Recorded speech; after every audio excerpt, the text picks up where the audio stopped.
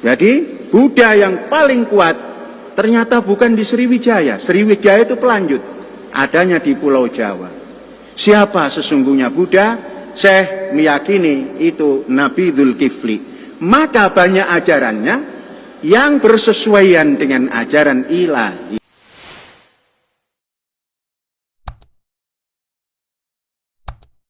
Siapa nama Buddha Gautama itu? Siddhartha Gautama. Terkenal dengan hari ini agama Buddha. Buddha itu lahir di Kapilawastu.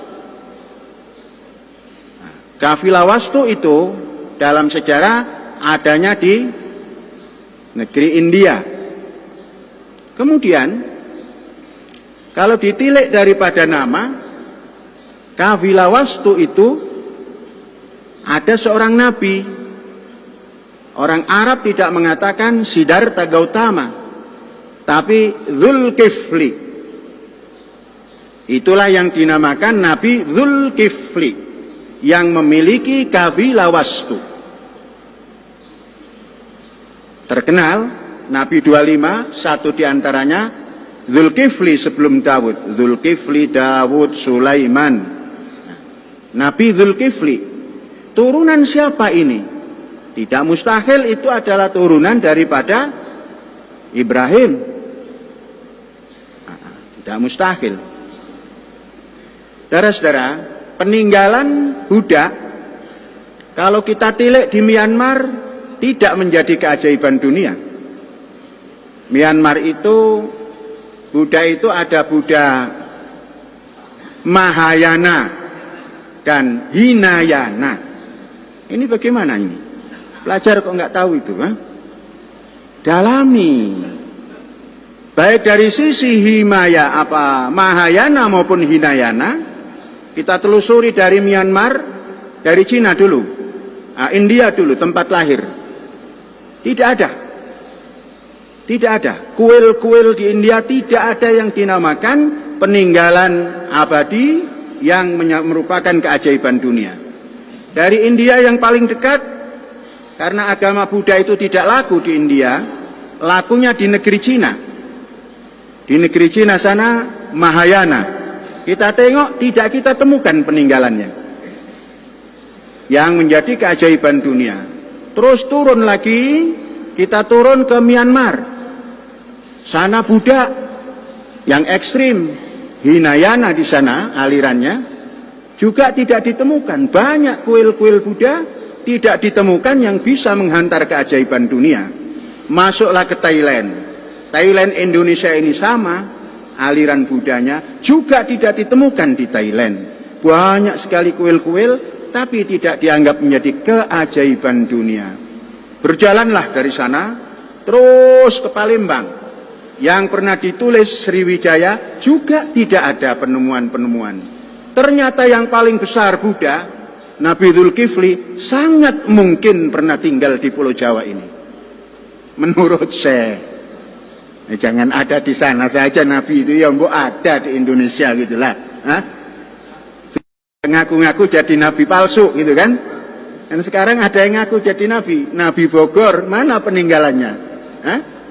Nah, saudara-saudara, mari kita tilik. Borobudur. Borobudur itu yang membuka gundukan tanah, itu adalah Raffles.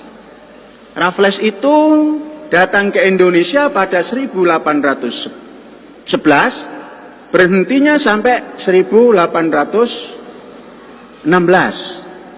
Ya. 16.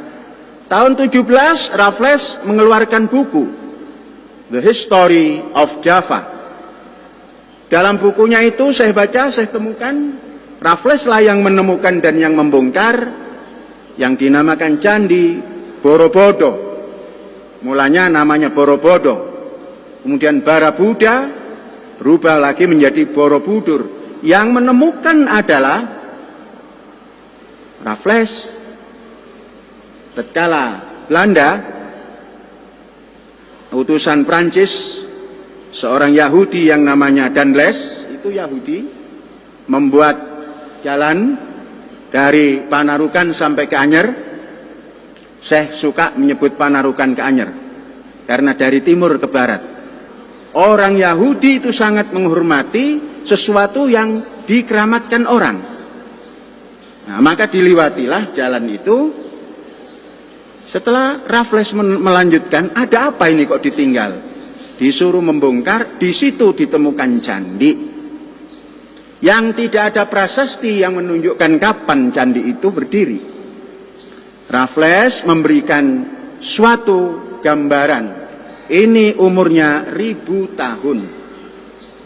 Dan terus kita selidiki menurut Raffles. Maka dibawalah patung-patung yang ada di kanan kiri, patung Buddha yang aslinya dibawa ke negeri Inggris. Sampai sekarang ada di sana, menurut Raffles. Nah, di sanalah saudara-saudara, ada sebuah bukti yang kemudian oleh PBB diperbaiki lagi, kemudian dinyatakan ini keajaiban dunia. Maka Nabi Dzulkifli ada di sini. Mari kita teliti bersama-sama. Ada di sini atau di mana? Karena tempat lain pun tidak diterangkan di mana Dzulkifli. Yang lebih baik adalah yang punya kafilah wastu kemudian membuat di sini, dan di sini pusat orang-orang India. Di Pulau Jawa ini, di Indonesia Raya ini, awalnya pusat orang India. Jadi Buddha yang paling kuat ternyata bukan di Sriwijaya. Sriwijaya itu pelanjut, adanya di Pulau Jawa. Siapa sesungguhnya Buddha? Saya meyakini itu Nabi Dzulkifli. Maka banyak ajarannya yang bersesuaian dengan ajaran ilahi.